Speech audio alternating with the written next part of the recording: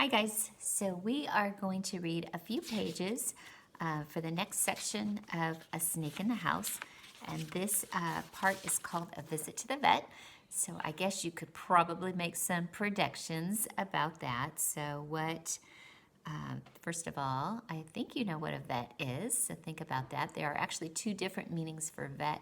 One stands for veteran, which are people who have served in the military. Remember, we celebrated Veterans Day, but another definition for vet stands for veterinarian, which is an animal doctor. So turn with me to page 65 in your reading book, in your reading textbook, and we will read a few pages together, and then I'll have you finish the last few on your own.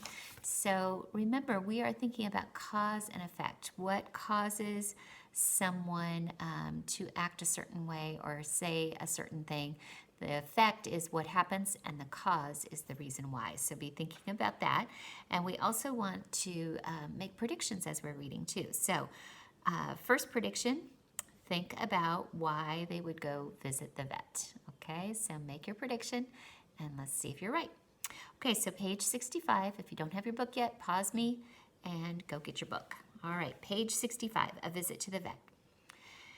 The next morning, Lisa was up before everyone else. Her mother blinked when Lisa opened the kitchen door. "Where have you been?" she asked, surprised. "Out in the garage, checking on Barney," Lisa replied, sniffing. "I smell pancakes." Mr. Peroni put the newspaper down as Lisa slid into her seat at the table. Mr. Peroni winked at his wife.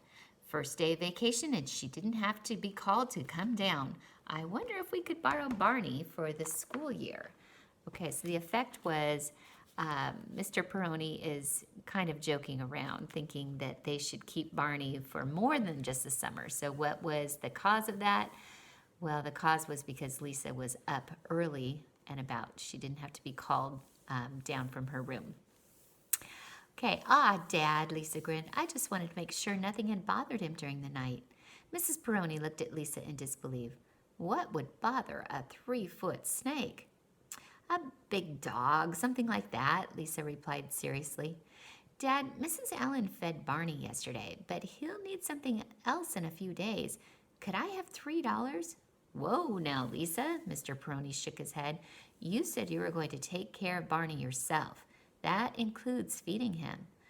"Well, I guess I could catch some mice," Lisa said thoughtfully.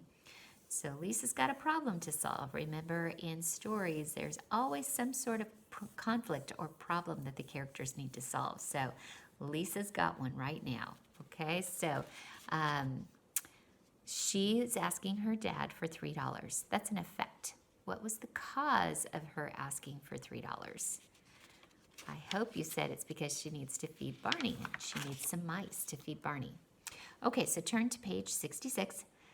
"Mice? We don't have mice." Mrs. Peroni set the juice down a little too hard.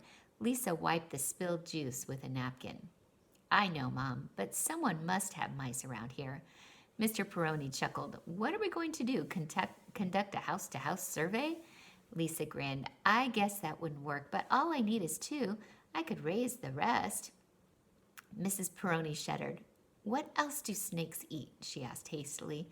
"Birds, squirrels, things like that," Lisa replied. "But Mrs. Allen always fed them white mice, just like the scientists do in laboratories."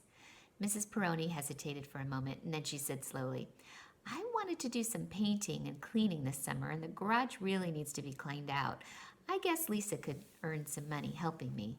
"Thanks, Mom," Lisa beamed. "You're a lifesaver." "What else could I say?" Mrs. Peroni smiled. "Raising mice in the garage? I should hope not." Lisa thought her problems were over, but she was wrong. A few days later, Barney refused to eat his weekly meal. Okay, so you need to think about how this problem of feeding Barney is getting solved. Okay? All right, so page 67. We'll go ahead and read that too. Lisa's mother was watching her try to coax Barney to eat when Mr. Peroni drove up after work. "Dad, Barney's sick," Lisa called. "Come and look." Mr. Peroni closed the car door and walked over to Barney's tank. "Maybe he isn't hungry," he said, tapping the glass. Barney didn't move. "I don't know. He just doesn't look right," Lisa said. Maybe he's getting ready to shed his skin, Mrs. Perroni suggested. He's certainly grown a lot in a few weeks.